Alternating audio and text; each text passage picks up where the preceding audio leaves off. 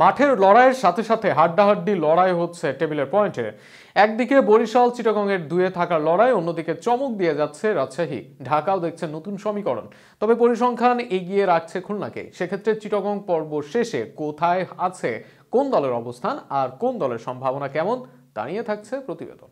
প্রায় শেষের দিকে গ্রুপ পর্বের ম্যাচ। বিপিএলের দলগুলো 3 ভাগের 2 ভাগের বেশি ম্যাচ খেলে ফেলেছে ইতিমধ্যেই। প্লে অফে যাওয়ার লড়াইয়ে তাই এর মাঝে উঠেছে জমে। চিটাগং পর্বের শেষ দিন যেন এই লড়াইকে আরও এক ধাপ বাড়িয়ে দিল। চিটাগং পর্ব শেষ সবচেয়ে ভালো অবস্থানে রংপুর রাইডার্স, যদিও উত্তরবঙ্গের এই দলটি সর্বশেষ ম্যাচে হেরেছে রাজশাহীর কাছে। তবে নিজেরা পচা শামুকে পাকাটা বর্ণনা করা সেই হারে খুব বেশি ক্ষতি হয়নি তাদের। 9 ম্যাচে 8 জয় রংপুরের। সোহান মাহাদি, নাহিদ রানাদের রংপুর আছে পয়েন্টের তালিকার সবার উপরে এবং কি সবার আগে একমাত্র দল হিসাবে নিশ্চিত করেছে প্লে অফ খেলাও। আসরের সবচেয়ে হেভিওয়েট দল বরিশাল। তামিম, রিয়াদ, মালানদের বরিশাল সর্বশেষ ক্লোজ ম্যাচে হারিয়েছে খুলনাকে। টাইগার্সদের বিপক্ষে 7 রানের সে জয়ে তালিকায় চট্টগ্রামকে টপকে গেছে বরিশাল।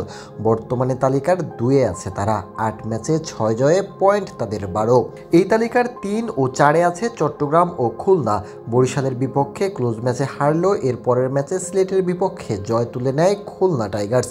নাইম, মিরাজ, আফিফরা রানে ফিরেছেন। দলে নিয়েছে আমির জামাল, অ্যালেক্স রসের মতো বিদেশি খেলোয়াড়। সব মিলিয়ে প্লে অফের জন্য ভালোই প্রস্তুতি নিচ্ছে খুলনা টাইগার্স। 9 ম্যাচে শেষ তাদের পয়েন্ট 8, জয় 4 ম্যাচে, পরাজয় 5 ম্যাচে।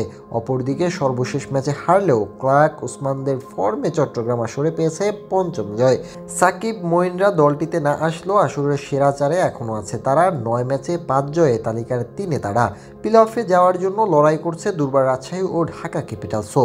খুলনার সমান 4 জয় রাজশাহীর। নানা সমস্যা থাকলেও দলটির দেশি খেলোয়াড়রা জ্বলে ওঠার চেষ্টা করছেন।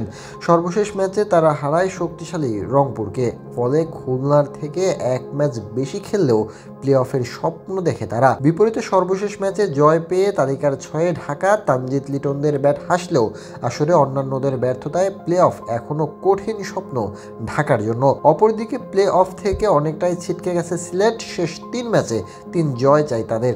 9 ম্যাচে 2 জয় মাত্র সিলেটের। আরিফুল হকের দল আছে সবার তলনিতে। একের পর এক ম্যাচ হেরে চলছে তারা। সব মিলিয়ে এমন অবস্থা বিদ্যমান বিপিএলের পয়েন্ট তালিকায়। এবার দেখা যাক শেষ পর্যন্ত কোন 4 দলের জায়গা হয় প্লে অফের মঞ্চে।